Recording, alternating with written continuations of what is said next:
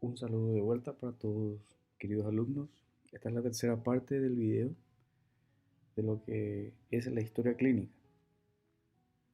Antes de comenzar a hablar del tema o el contenido de hoy, quisiera aclarar un poquitito acerca de las preguntas que surgieron, ya las últimas preguntas que quedaron sin responder aún, y lo comparto con ustedes para que todos puedan saber la respuesta, por si les surja de la misma pregunta o el tipo de pregunta. Dice, hola profesor, tengo una duda. En el apartado del video que habla de los antecedentes patológicos personales hay dos puntos que me confunden y quisiera diferenciar. Por ejemplo, en internaciones anteriores de valor clínico y antecedentes quirúrgicos, si el paciente presenta diverticulitis, por ejemplo, sabemos que es una patología quirúrgica y la internación por esta patología lo va a colocar en internaciones anteriores de valor clínico o antecedentes quirúrgicos. Desde ya agradecería si le podría brindar otro ejemplo. Todas las preguntas son muy buenas. Son preguntas que a todos en algún momento como estudiantes nos surgieron y nos generan un poco de confusión. Pero la realidad es que cuando vaya pasando el tiempo, ustedes van a adquirir mejores habilidades y este tipo de preguntas ya sería bastante simples de resolver. En cuanto a la respuesta, te diría yo que si el motivo de consulta y la antecedente de la enfermedad actual se trata de un cuadro relacionado a diverticulitis, quedaría como antecedente remoto de la enfermedad actual. Y si la diverticulitis no llegó a un resorte quirúrgico, como una colectomía o hemicolectomía, entonces puede ir tanto en internaciones o datos de valores clínicos como quirúrgicos. Ninguno va a quedar mal. De eso no te preocupes. Esto es respuesta a la primera pregunta. La segunda dice, buenas tardes, en el video habló en la parte de antecedentes patológicos personales, de preguntar si el paciente conoce la vinchuca y en el formato de historias clínicas que nos enviaron aparece en el punto 3 en condición ambiental y socioeconómica. ¿Dónde es correcto referir? En realidad aparecen los dos puntos. Yo les hablé en ambos puntos. Pero esta pregunta creo que ya fue respondida y si tiene relación la posibilidad o dar la cabida a tener en cuenta, por ejemplo, una enfermedad de Chagas, puede ir como en la parte de antecedentes patológicos personales y si no, puede ir en lo que es el CASE. Puede repetirse, si puede repetir, no va a estar mal tampoco. Entonces, no nos compliquemos con eso, puede ir en cualquiera de esos puntos. La siguiente pregunta es, ¿el uso anticoagulante siempre hay que especificar la dosis por día, ya que estas difieren y el horario? Pregunta, sí, así quedamos en que íbamos a nominar a la patología, el tiempo de diagnóstico y el tratamiento que recibe y si es regular o no su tratamiento.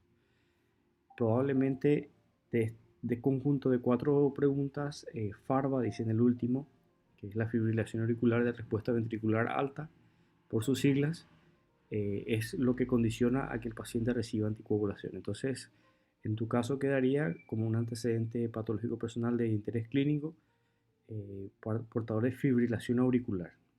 ¿Puedes utilizar las siglas? Sí puedes utilizar. Resulta que hay siglas o acrónimos que prestan a confusión. IRA, por ejemplo, que es un acrónimo de insuficiencia renal aguda o injuria renal aguda, que también puede prestarse a confusión con infección de las respiratorias aéreas o insuficiencia respiratoria aguda. Entonces, en esos casos, cuando caen en ambigüedad, es conveniente utilizar sin abreviar o sin representar por siglas o acrónimos. Pero te recomiendo siempre utilizar el extenso de la definición para que no preste confusiones en ningún momento. Entonces, evitar las abreviaturas. Especificar la dosis, sí, hay que especificar las dosis, de eso no hay que tener dudas y si difiere en específicamente en los anticoagulantes varía a cada momento, entonces el último esquema de anticoagulación es el que se coloca y los días en el que consume el paciente. Cateterismo cuenta como antecedente quirúrgico en la APP y hay que especificar si se colocó un esteno o no, dice la pregunta número 2 y te digo, realmente el cateterismo es un procedimiento terapéutico y diagnóstico. En este caso, en el caso específico, al colocarse un stent se convierte en un procedimiento terapéutico y la enfermedad que le llevó a realizarse el cateterismo probablemente fue un infarto agudo del miocardio, entonces es un antecedente patológico clínico. y el tratamiento fue la colocación de un stent. Y puedes decir en dónde está el stent, en qué arteria fue colocada ese stent. Cardiopatía hipertrófica y coronariopatías cuentan como diagnósticos. Sí. Portador de cardiopatía hipertrófica o cardiopatía hipertensiva o enfermedades coronarias, yo creo que podés colocar, no va a haber ningún problema dentro de las enfermedades médicas, y tenés que hablar del tiempo de evolución del diagnóstico y el tratamiento que recibe. La miocardiopatía hipertrófica probablemente está con antihipertensivos como tratamiento y la enfermedad coronaria cae dentro de lo que es el infarto en tu caso. Creo que con eso te respondo. Entonces queda como, sí puedes colocarlos, solo que puede haber redundancia ahí entre coronariopatías y el infarto por el cual se llevó a realizar la colocación del stent. Entonces queda en esa manera. Si la siguiente pregunta es si a la paciente se le extrajo un tumor durante la cesárea, ¿eso va en antecedentes quirúrgicos o va como aclaración de hábitos ginecológicos o en la parte de cesárea? Cesárea es específicamente relacionado con los hijos. Entonces, en la extracción o la exégesis de un tumor, eso va como antecedente quirúrgico. Es mi opinión. Dice, buenas doctor, en el punto de hábitos viciosos, si mi paciente convive con un fumador activo, lo describo a él en tal punto como fumador pasivo o descarto el dato. Es un dato importante, más aún si la patología que motivó a la consulta o la internación es un cuadro respiratorio, sí vale la pena eh, nombrar al fumador como pasivo en hábitos tóxicos. No es que se refiere a que sea un fumador, sino que es para dejar claro de que sí está expuesto como el tabaco. De la misma manera también si tenemos un cuadro respiratorio, donde pensamos en una enfermedad pulmonar obstructiva crónica, en enfisema pulmonar y no es fumador, hay que ir viendo si este paciente tiene exposición a los humos como cocinar a leña. Entonces, eso sí puede ir colocado tanto en casa como en hábitos tóxicos. Donde vaya, no importa contarle que esté y esté relacionado al caso. Con estas dudas aclaradas, entonces vamos a pasar a la clase del día de hoy. Retomamos de vuelta al formato de la historia clínica. Hemos visto hasta los antecedentes remotos de la enfermedad actual y yo les había dicho que iríamos hasta el punto 9 de ectoscopía, pero vamos a avanzar un poquitito más e iremos hasta el punto 10. La clase de hoy entonces va hasta el punto número 10. Les quiero recalcar que este video tiene como objetivo primordial, como función, es la de orientar el estudio de todos ustedes. Ustedes deberían recurrir a los libros para poder profundizar un poquitito más acerca de cada ejemplo que nosotros estamos dando y si van surgiendo preguntas, ustedes pueden hacernos llegar sus dudas para que nosotros tratar de aclarar. Con las tareas vamos a ir tratando de afinar un poquitito, pero eso ya más adelante, si Dios permite, vamos a ir ajustando en las prácticas cada pregunta y cada detalle interesante que ustedes tienen. Entonces mi idea no es abarcar todo porque este video sería muy extenso, sería muy cansador, entonces lo que queremos hacer es nada más orientarle a ustedes para que ustedes puedan ir a tener una buena lectura. Hasta el examen físico entonces, ya sin más, eh, vamos a hablar de lo que yo les había dicho en el video anterior en la parte final, de lo que es básicamente el corazón de una historia clínica, el antecedente de la enfermedad actual. Antecedentes de la enfermedad actual, que lo abreviamos como AEA. Antecedente de enfermedad actual. ¿Cuáles son los requisitos que tiene que tener este apartado? Entonces, la historia clínica en el punto 7 tiene una definición que es la historia secuencial y cronológica de los signos y los síntomas que refiere el paciente desde que inicia su enfermedad y que lo lleva a la consulta. No todo aquello que le haya pasado al paciente es antecedente de la enfermedad actual. Recuérdense que nosotros también tenemos un antecedente remoto de la enfermedad actual, que es algo parecido, pero que ocurrió antes y no guarda relación con esta internación, pero son parecidos. Y como antecedentes patológicos personales, todo aquello patológico, toda aquella enfermedad que pudo haberlo llevado no a la consulta, que tiene como antecedente. Pero acá nos centramos en lo que le pasó en el ahora y el cual el paciente tiene como motivo de consulta y lo lleva a la internación actual en la que estamos haciendo la historia clínica. Esta historia se debe utilizar en términos médicos y hacer constancia de los datos negativos de valor relacionados a la patología del paciente. Esa es la definición corta y bastante acertada de lo que es el antecedente de la enfermedad actual. Ahora, este antecedente de la enfermedad actual,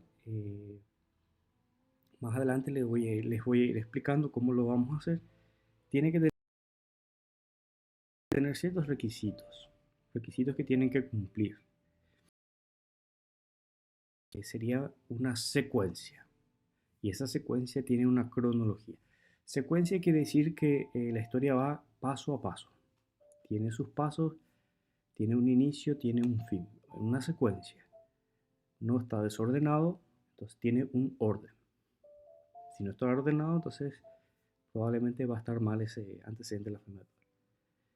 La cronología, sabemos de que los síntomas avanzan en el tiempo, algunos síntomas se adhieren, se agregan, se suman al cuadro, van desapareciendo, se van agregando otros, pero sí hay un orden en el tiempo, un orden cronológico en el que van ocurriendo estos signos y síntomas que nosotros tenemos que detallar.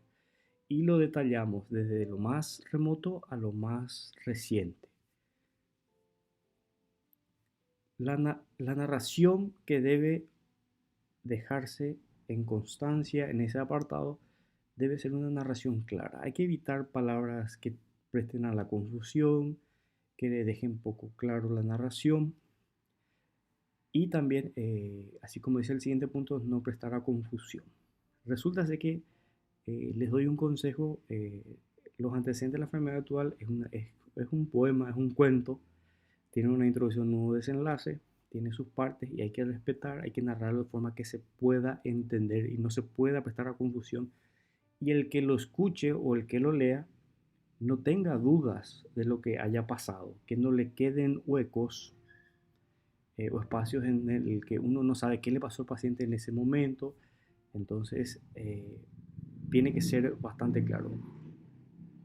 Queremos caer eh, en la tentación de a veces narrar cosas que son poco importantes o irrelevantes. No es lo mismo, por ejemplo, por darles un ejemplo, decir el paciente consulta por dolor en epigastrio posterior a la ingesta de 3 empanadas con gaseosa. 3 empanadas con gaseosa ya son detalles que parecen así a un tinte de chisme, no es relevante para nosotros y como que el siguiente punto dice lenguaje médico técnico, nosotros tenemos que traducir de ese lenguaje del paciente a un nivel un poco superior y decir dolor en epigastrio tras la ingesta copiosa de alimentos, por ejemplo, o alimentos de contenido graso. Esa sería la forma correcta. O sea, hay ciertos detalles que hay que omitir y no hablar todo lo que el paciente dice, sino que hacerlo muy técnico y muy claro. El siguiente requisito es que tiene que ser convincente. Así como les dije anteriormente, no tienen que dar cabida a dudas. El que lee un antecedente de la enfermedad actual de calidad no tendrá dudas, sino avanzará en el diagnóstico. Y evidentemente algo tiene que ser coherente. A veces los pacientes sueltan una serie de informaciones. Yo como médico tengo que tener la habilidad de poder tomar aquello que necesito para poder construir un síndrome y tratar de omitir todo aquello que no tenga coherencia o relevancia en el caso. Una vez que yo tenga todos estos requisitos, yo puedo decir que mi antecedente de la enfermedad actual es de calidad. Ahora, ¿cómo vamos a presentar?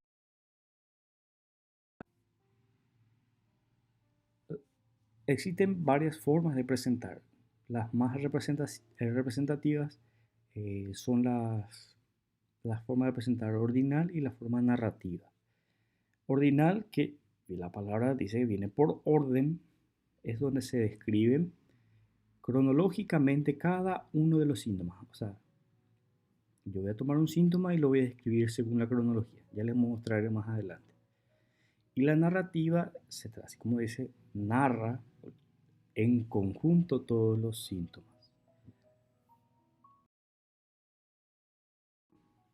Por ejemplo, en la presentación ordinal, algunos semiólogos toman un síntoma, el primero que apareció, lo va a tomar al segundo síntoma, al tercer síntoma, de acuerdo al orden de aparición. Y a cada síntoma le describe de forma separada al resto, de forma ordenada. Y en la forma narrativa hay una pequeña introducción cronológica, se habla del tiempo de evolución del síntoma del cual se va a hablar, se le describe a ese síntoma con sus características, se le van sumando los síntomas o restando los síntomas y el paciente va a tener un desenlace que usualmente ese desenlace es la llegada al hospital. Y por último colocamos a los datos negativos de valor. Esta última forma, la forma narrativa, es la que más empleamos, pero ambas formas están bien de todas maneras. Yo voy a trabajar un poquitito de la forma narrativa y con el ejemplo que les voy a dar.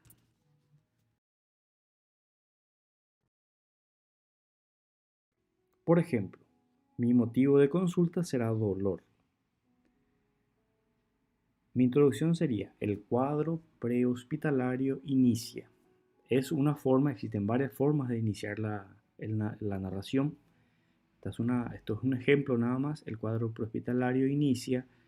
El tiempo, 5 días antes del ingreso. Siempre es días antes del ingreso.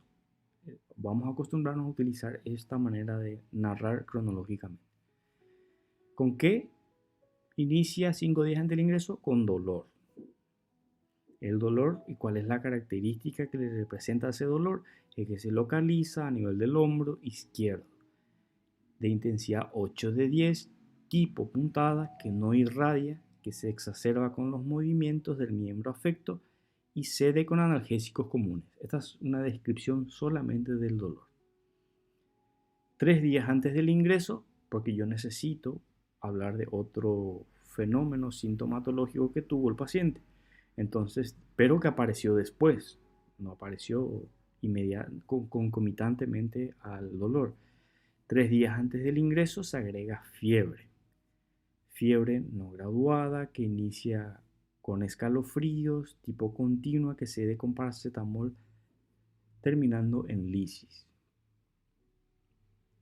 He tomado la fiebre en el tiempo y empecé a describir sus características para producir después el desenlace. Y digo, 2 horas antes, que también habla de un fenómeno cronológico, antes del ingreso el dolor aumenta de intensidad, por lo que acude al servicio para diagnóstico y tratamiento. Entonces siempre mi AEA tiene que terminar con el motivo de consulta. Y para finalizar esta narración, yo coloco: niega traumatismos previos, náuseas, vómitos, tos, expectoración, dolor retroesternal, disnea u otro dato de valor semiológico. Me voy a detener un poco para explicarles acerca de lo que coloqué a modo de ejemplo. Si ustedes se fijan, el primer síntoma del cual he hablado es el dolor. El dolor tiene ciertas características semiológicas que uno tiene que describir. ¿Cuáles son esas características? Es la pregunta. Pues cada motivo de consulta tiene una forma peculiar de preguntar, que lo voy a explicar un poco más adelante. Después hablé de la fiebre y después hablé del desenlace, que es que aumenta la intensidad 2 horas antes del ingreso. Algunos estudiantes, por ejemplo, y error que no quiero que ustedes cometan es, por ejemplo, hacer esto de 5 días antes del ingreso, paciente presenta dolor, 3 días antes del ingreso, paciente fiebre, y 2 horas antes la fiebre no cede, motivo por el cual acude a nuestro servicio. Y le toma como motivo de consulta el dolor, pero mi desenlace habla de que la fiebre no cedía y por eso fue al hospital. Entonces, estrictamente, este ejemplo que le estoy dando, el motivo de consulta no coincide con los antecedentes de la enfermedad actual. El motivo de consulta sería la fiebre, porque eso fue lo que le trajo. Entonces, mucho ojo. Y les dejo el dato y les recalco que siempre nuestro antecedente de la enfermedad actual debe de culminar con el motivo de consulta. Después tenemos a los datos negativos de valor, que como ya expliqué en una de las preguntas en las tareas anteriores, en el video, en el primer material que les había enviado la jefa de la cátedra, y preguntaron de qué son los datos negativos de valor. Los datos negativos de valor son todos aquellos signos o síntomas que te ayudan a pensar en un diagnóstico u otro y te ayuda a descartar. Por ejemplo, paciente que tiene dolor en el hombro y tiene fiebre.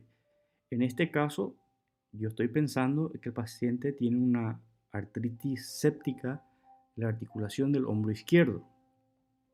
Pero como que el infarto agudo de miocardio también semiológicamente presenta dolor a nivel del hombro, yo tengo que hacer otras preguntas para que el que le esté leyendo este antecedente de la enfermedad actual también entienda de que yo pensé, de que yo quise descartar un infarto, por el cual yo le pregunté si el paciente tuvo disnea, tuvo dolor retroesternal, que son característicos del infarto.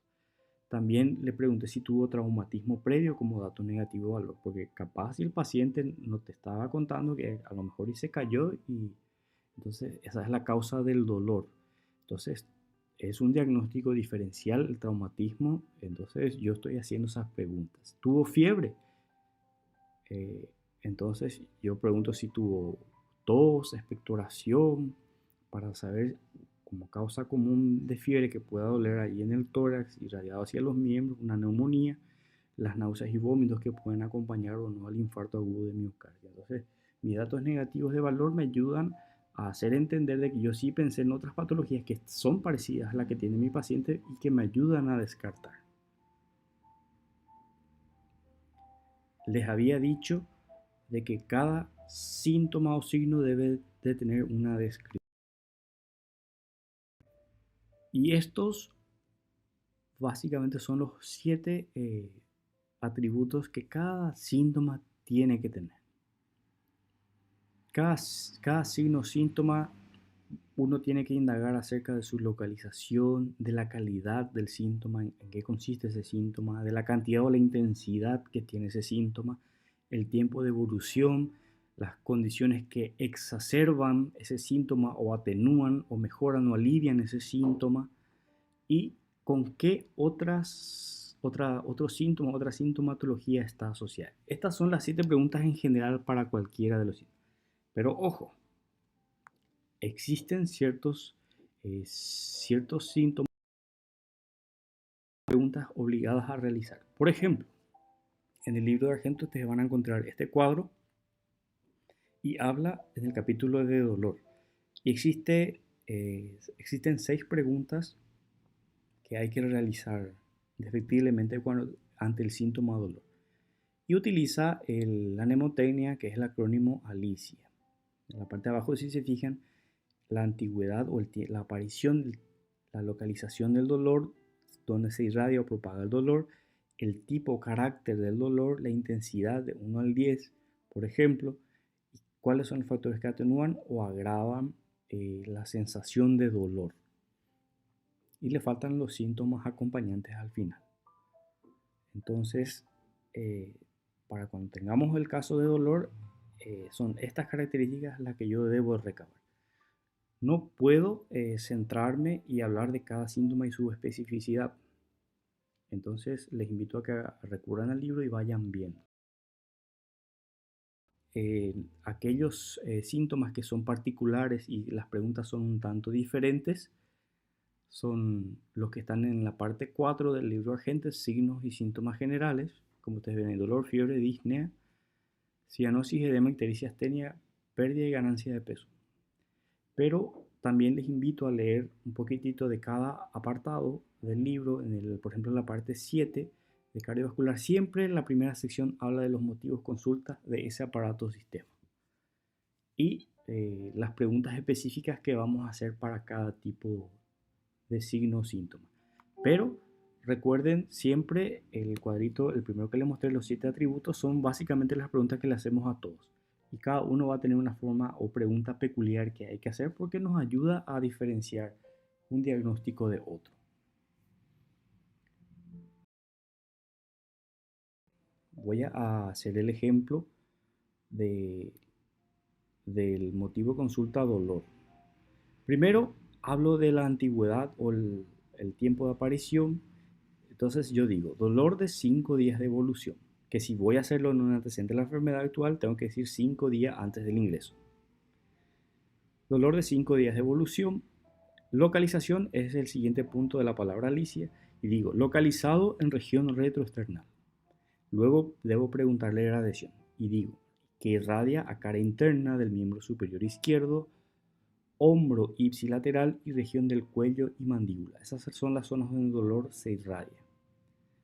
Después el carácter o tipo. El tipo de dolor es opresivo. Hay varios tipos de dolor que ustedes van a ir viendo en el libro, tipo puntada, lancinante, terebrante, hay varios tipos, varios tipos de caracteres de dolor. Entonces, en el caso de mi ejemplo, yo utilizo el tipo opresivo. Después tengo que hablar de la I de intensidad. De gran intensidad, 10 de 10, que es una escala numérica de gradación del dolor. ¿Qué? Luego dice que tengo que hablar de la atenuación o agravación, la A de Alicia, la última A. Y digo entonces en mi redacción que se exacerba con el esfuerzo físico y mejora con el reposo y con la medicación oral de nitrato de isosorbida. Y por último, hablo de los síntomas acompañantes. Al dolor le acompaña sudoración profusa, náuseas y sensación de muerte inminente. Esta es la manera en la que, a modo de ejemplo, yo puedo narrar sobre las características del dolor. Quiero que tengan en cuenta que no todos los síntomas son necesarios interrogar de manera más profunda, sino que son consideradas nada más como síntomas acompañantes. Por ejemplo, en este caso, yo hablo de un dolor tipo anginoso, un dolor por un infarto probablemente, es lo que les estoy narrando. A modo de ejemplo, dice que los síntomas que le acompañan son sudoración profusa, náusea y sensación de muerte inminente. Ellos son síntomas acompañantes. Yo no necesito hacer una mayor profundización ya que acompañan nada más al síntoma. Ahora, si a este dolor le acompañaba dificultad respiratoria, la dificultad respiratoria sí es un signo muy importante que no debería solo considerarlo como síntoma acompañante, sino que voy a pasar a describir el síntoma Disney o dificultad respiratoria. De tal manera, con la misma característica con las que pregunté el dolor. Entonces, debo ser un poco hábil para poder dejar solamente el síntoma como acompañante y describirlo hasta ahí o profundizarlo un poquitito más y describirlo como un dato de valor más y profundizar sobre sus características. Entonces, utilizo ese esquema de narración a modo de ejemplo que les di para poder hacer. Ahora, ¿qué yo voy a preguntar si mi paciente tiene ictericia? Entonces voy a recurrir al libro y veo las características que tiene que reunir ese síntoma y esas son las preguntas que yo voy a realizar y voy a hacer el apunte en mi antecedente de la enfermedad actual.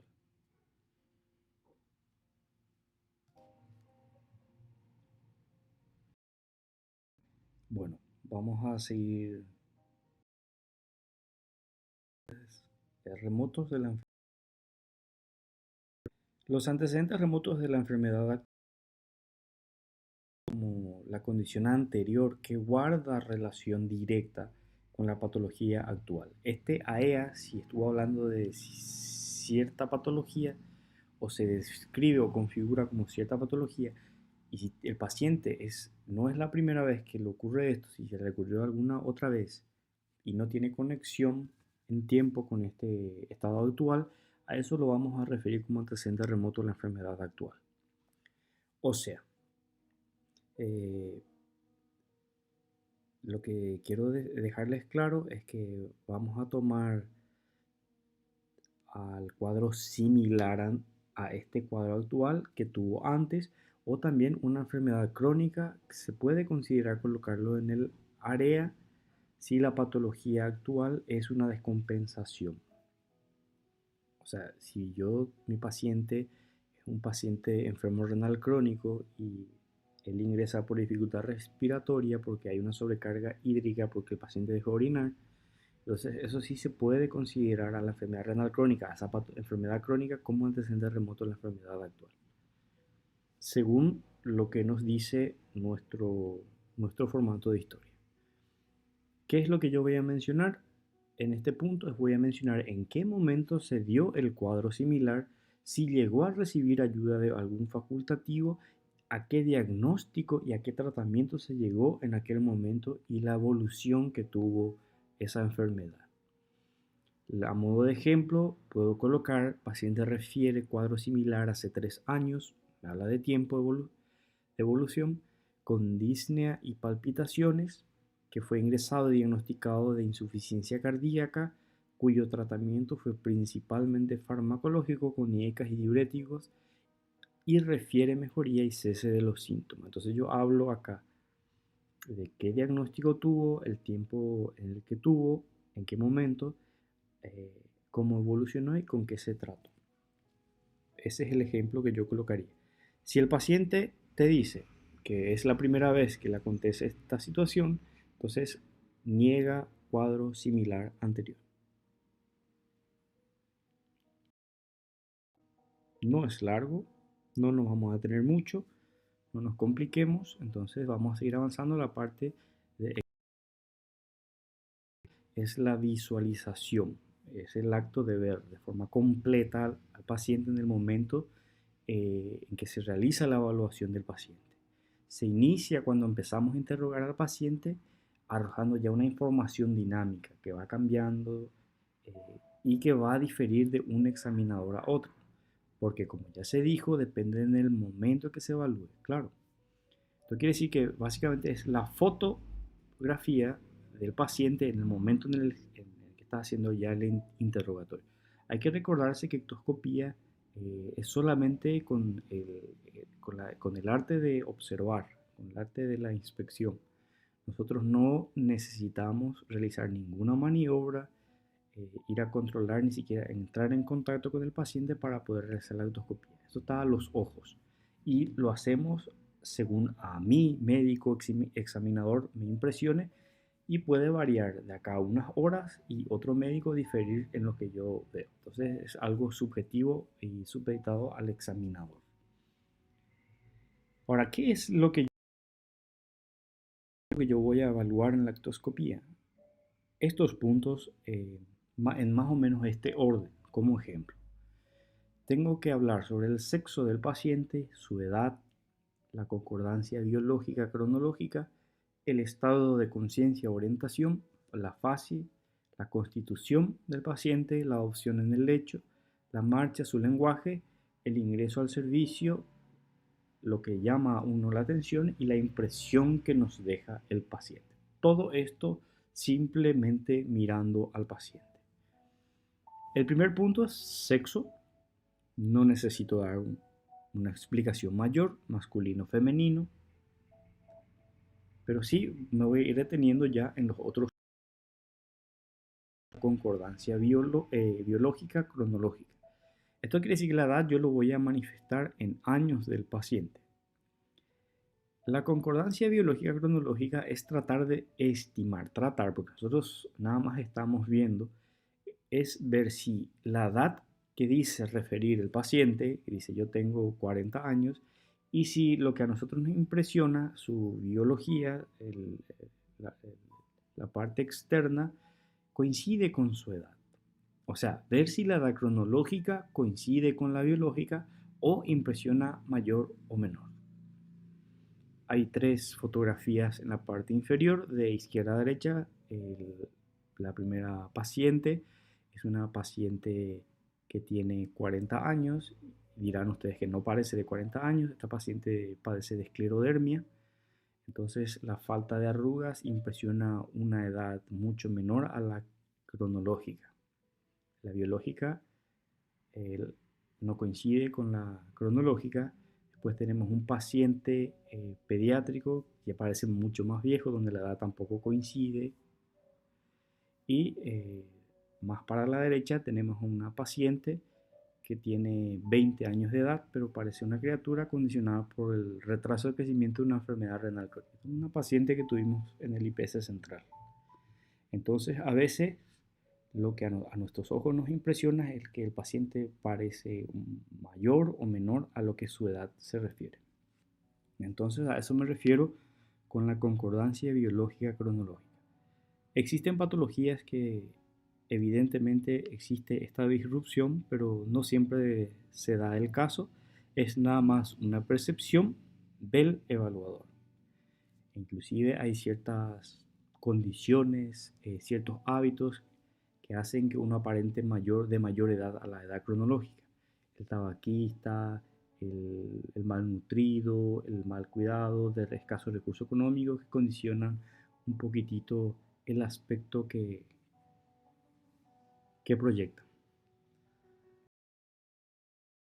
La concordancia biológica cronológica y pasa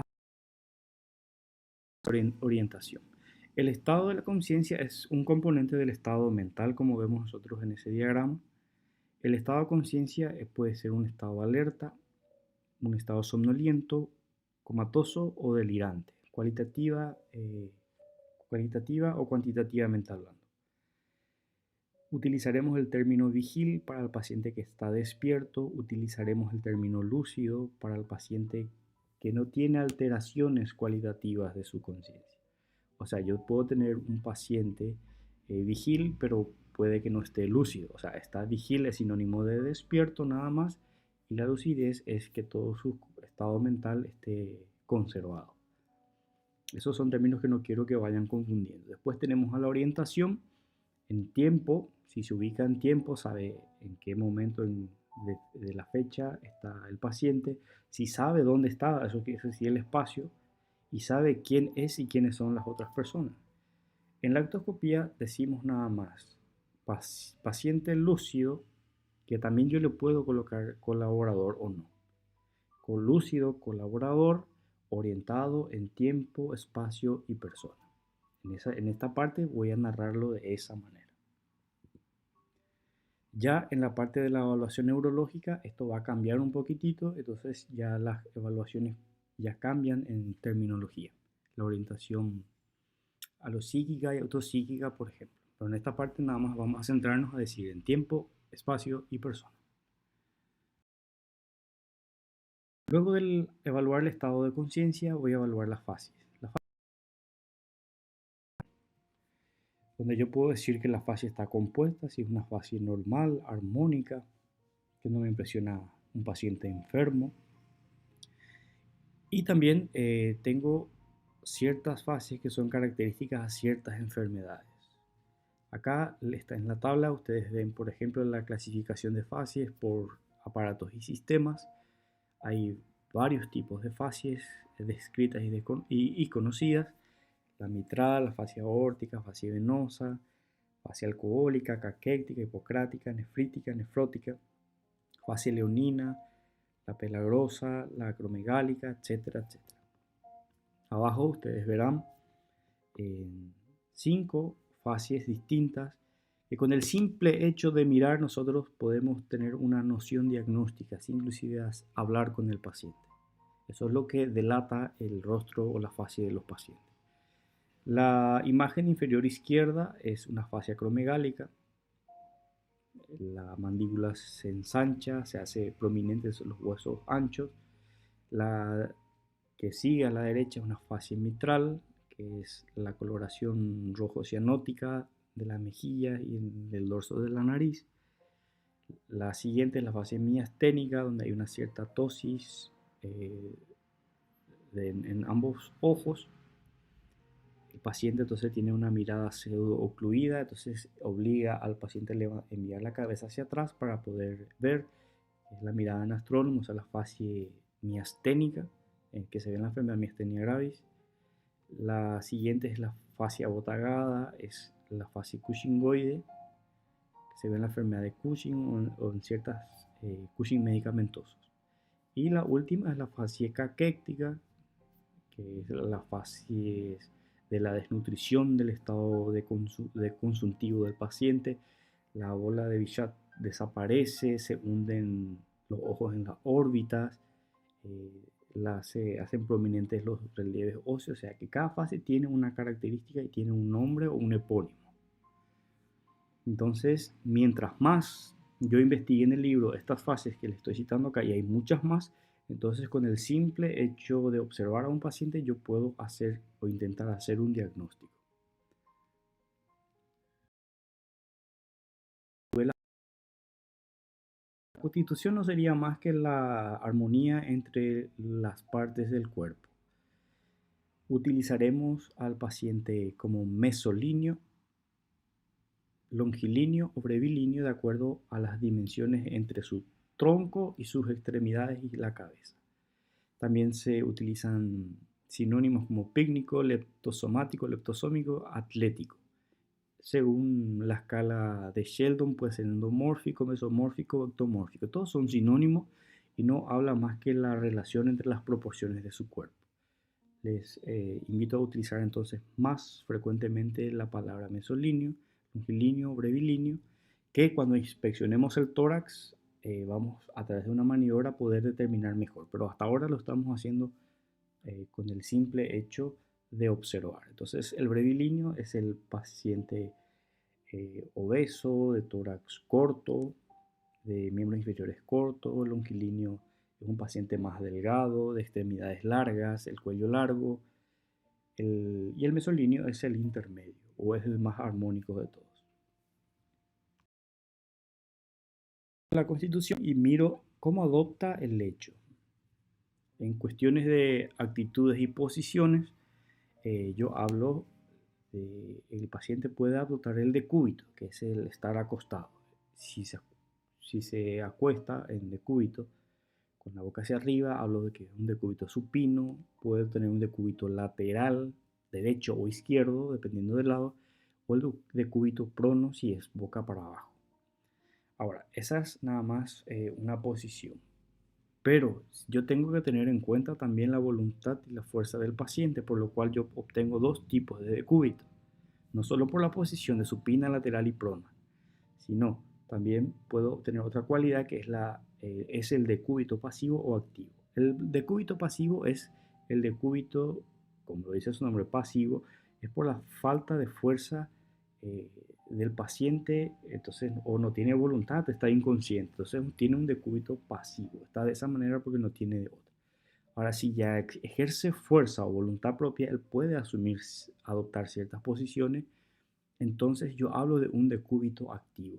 Hablaré de un activo indiferente que no tiene mucho interés semiológico. El paciente se coloca a la manera que más le gusta, indiferente o preferencial, como prefiere. En cambio, sí existen decúbitos activos que son forzados. Forzados porque las patologías le condicionan a ese paciente a colocarse en esa posición. Y hay, por ejemplo, aquellas enfermedades que acompañan con disnea, dolor, parálisis, contracturas musculares son las que condicionan. Existen muchas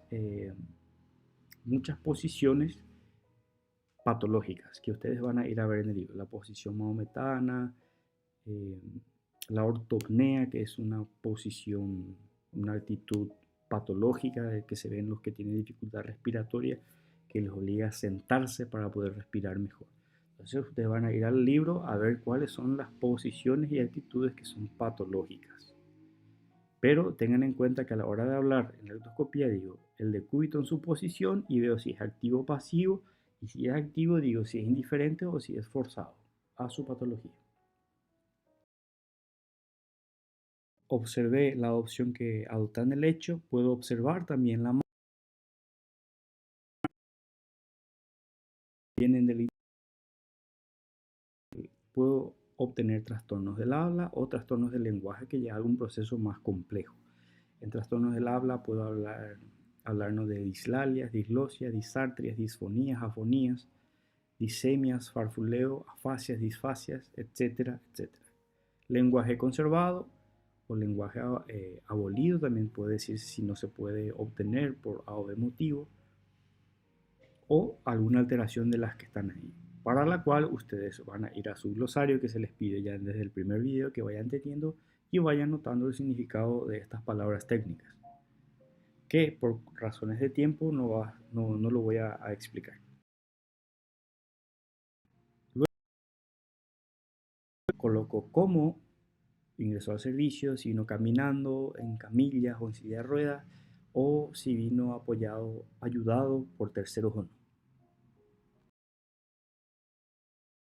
Lo que llama la atención, todo aquello que me llama la atención, que pueden ser características propias del paciente o con características que son artificiales. Características propias, por ejemplo, si el paciente tiene alguna lesión, alguna actitud, alguna posición patológica que me llame a mí la atención como médico, entonces lo describo en este apartado. Y también si existen artificios que me llamen la atención, por ejemplo, la presencia de un tubo de drenaje o de catéteres endovenosos en el paciente. Al nominar lo que me llama la atención, tres descripciones básicas, rápidas y sencillas. Me impresiona una patología aguda, impresiona una patología crónica o impresiona una patología crónica agudizada. Fíjense en los tres gráficos que les coloqué. Patologías agudas, por ejemplo, mis ojos tratan de resolver esa pregunta: ¿es aguda, es crónica o una crónica agudizada? Veo que mi paciente, el de la izquierda, en la parte de aguda, es un paciente joven, bueno, está aparentemente con todo, con disnea. Me impresiona algo agudo, no me parece una enfermedad que haya arrastrado. Entonces digo que me impresiona una patología aguda. Ya el gráfico de la derecha, yo veo un paciente más de edad, ya añoso, me parece que está tranquilo, entonces probablemente se trata de una enfermedad ya de varios meses, tal vez, no sé. Pero me impresiona algo más crónico, más estable, entonces digo, me impresiona una patología crónica. En cambio, si miro el gráfico de abajo, yo veo que mi paciente tiene una coloración cianótica o azulada, tiene edema de miembros inferiores, está en una porción de ortopnea, está sentada, me impresiona que tiene dificultad respiratoria, está con un acceso venoso en el miembro superior izquierdo. Entonces, esto no puede ocurrir de la noche a la mañana, no me parece una patología aguda, sino que es una crónica que está agudizando. Que usualmente los pacientes internados en un gran porcentaje impresionan patologías crónicas agudizadas. Entonces, de acuerdo a lo que mis ojos ven, yo puedo catalogar al paciente con una patología aguda o crónica agudizada, según mi percepción. Explicando un poco esto, yo voy a tratar de describir a la paciente que está abajo ahí en el gráfico, que lo retomé de la diapositiva anterior. Entonces hago mi narración de ectoscopía, digo paciente de sexo femenino de 80 años de edad, cuya edad cronológica coincide con la biológica, está lúcida, colaboradora con el interrogatorio, tiene una fase disneica, es brevilínea, está en ortopnea, porque esa es la posición que adopta en el lecho, está en ortopnea, de marcha no explorada. No voy a poner a esta paciente que probablemente tiene dificultad respiratoria a caminar para ver cómo camina. Probablemente no haya una alteración patológica que condicione una marcha anormal. Entonces, marcha no explorada, de lenguaje conservado, que ingresa al servicio en silla de ruedas. Me llama la atención la ortopnea, la cianosis de miembros, la cianosis peribucal, la vía periférica del miembro superior izquierdo, la fascia disneica y la utilización de los músculos accesorios de la respiración. Eso es todo lo que a mí me llama la atención. Y me impresiona evidentemente una patología crónica agudizada. Y de esa manera termina la narración de la ectoscopía. Miles de variables, miles de preguntas van a surgir. Para eso vamos a ir haciendo las tareas. Y más adelante, ya cuando reanudemos las prácticas, vamos a ir aclarando todos estos puntos, que es natural de que ustedes vayan teniendo preguntas y dudas de que si coloco esto o no coloco, cómo lo coloco en estas condiciones. Hay muchos ejemplos que lastimosamente en un video no lo puedo desarrollar por completo, pero para eso estamos, para responder a las... Entonces, ya hablando de la última, al punto 10, hasta este punto terminamos todo lo que es anamnesia. Hasta este punto yo no he tocado a mi paciente, y a partir del punto 10 sí ya voy a empezar a entrar en contacto Por lo cual, a partir de este punto, yo le digo que empieza el examen físico. El examen con los signos vitales. Los signos vitales que son 4: presión arterial, temperatura, frecuencia cardíaca, frecuencia respiratoria, y nosotros incluimos a la glucemia capilar. Aunque no es realmente un signo vital, siempre vamos a incluirlo al comienzo del examen físico porque arroja datos de valor muy importantes. Esta parte en realidad es algo más práctico que teórico, pero les quisiera dar las orientaciones para poder estudiar. Ustedes saben que la presión arterial es el parámetro hemodinámico, el signo vital es muy importante, con la que la presión con la que la sangre llega a las arterias, a la pared de las arterias. Es un estado de reflejo hemodinámico, de perfusión, entonces es bastante importante. ¿Qué es lo importante saber? Es cuál es la forma correcta de medir o tomar la presión arterial. Eso queda a modo de tarea de ustedes. Acá en la diapositiva ven la forma correcta de la Asociación Americana del Corazón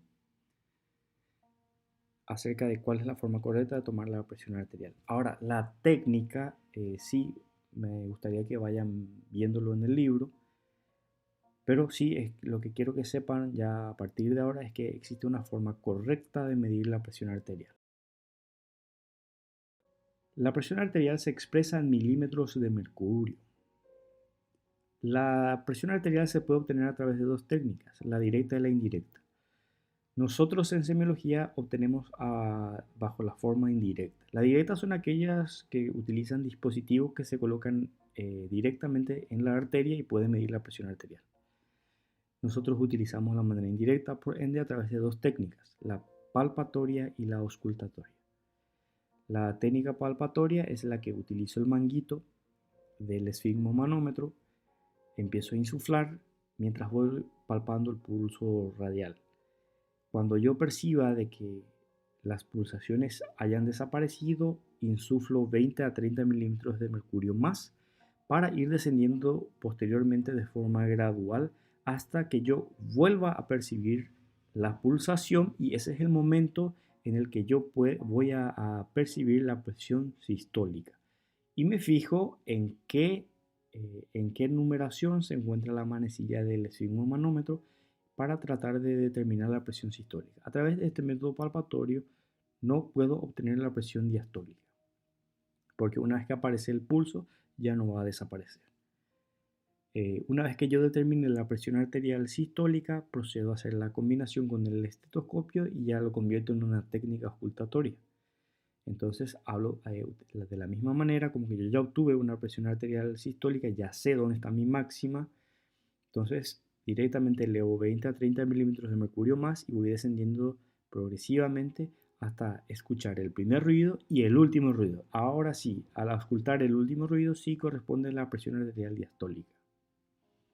Es muy importante hacer la combinación de estas técnicas, puesto que hay patologías en las que puede haber un pozo auscultatorio, se llama, como la fibrilación auricular, en donde si yo solamente utilizo directamente la auscultatoria, puedo hacer una medición incorrecta. Primero la palpatoria y luego utilizar la ayuda del estetoscopio.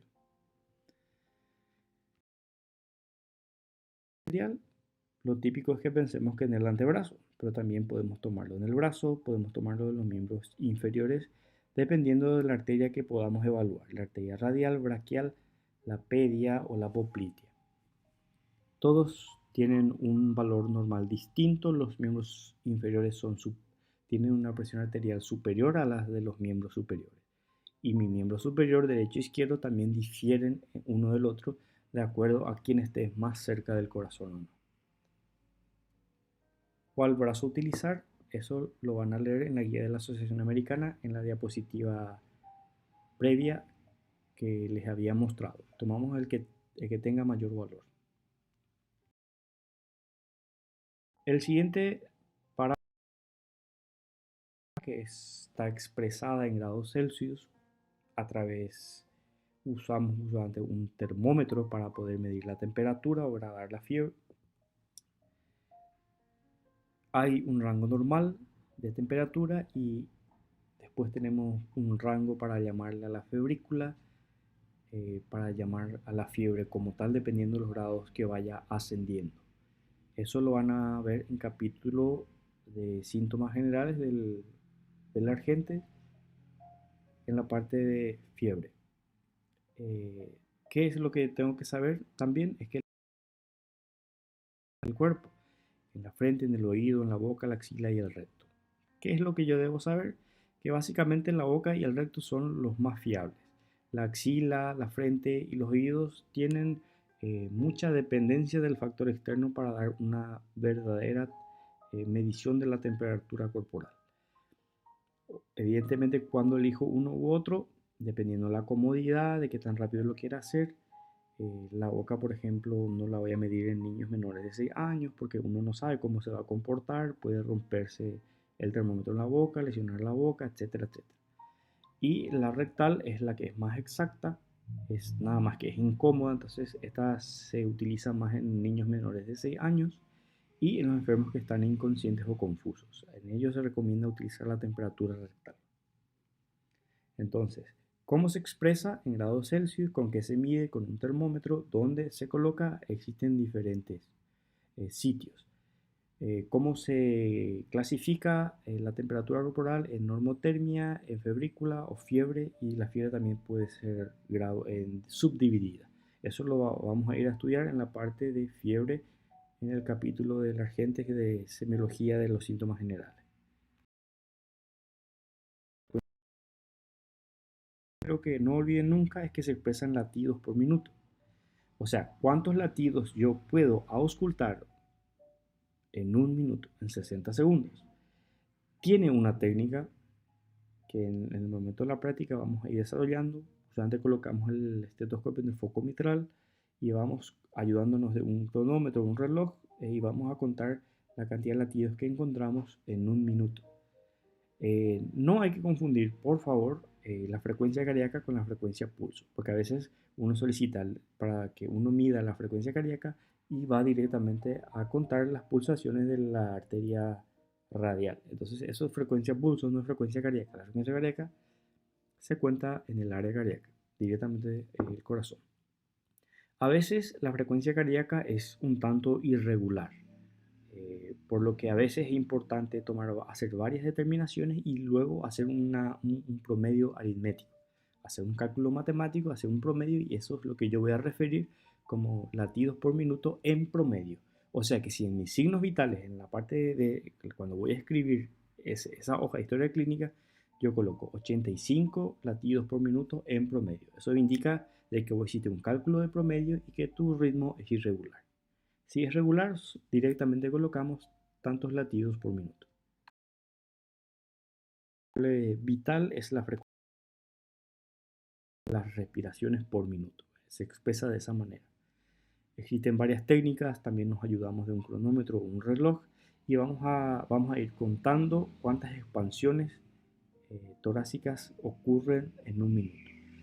¿Qué es lo que tal vez no quiero que olviden? Es que esto se hace cuando el paciente se encuentra distraído, ya que si uno le refiere a que va a contar la respiración, probablemente va a sentirse nervioso y va a empezar a respirar más.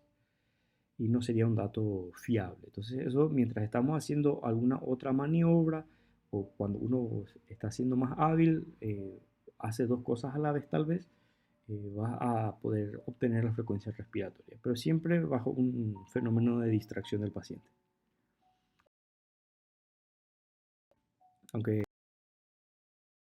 es un signo vital, pero se considera tal cual de importante, se expresa en miligramos por decilitro. Esa es la unidad de medida por la que vamos a expresar la glucemia capilar.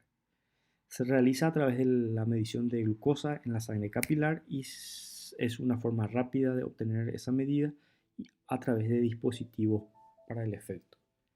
Entonces, no confundan con el término HGT, que es una marca comercial del hemoglucotés de glucemia capilar. Con esto básicamente di un repaso rápido acerca de la primera parte, que es la anamnesis, y una pequeña introducción de lo que son los signos vitales de la parte del examen físico. A partir de ahora ya vamos a ir por aparatos y sistemas, y todo esto que hemos estudiado hasta ahora vamos a ir profundizando un poquitito más. Pero así como les había dicho, esto tiene un fenómeno de orientación. Este video no tiene más que otro objetivo que orientarles para que ustedes vayan a estudiar y cumplan así también las tareas que se les asigna. Y si tienen dudas, hacernos llegar sus dudas y así para poder prepararnos para el examen después de Semana Santa probablemente. Bueno, con eso terminamos. Ha sido un placer.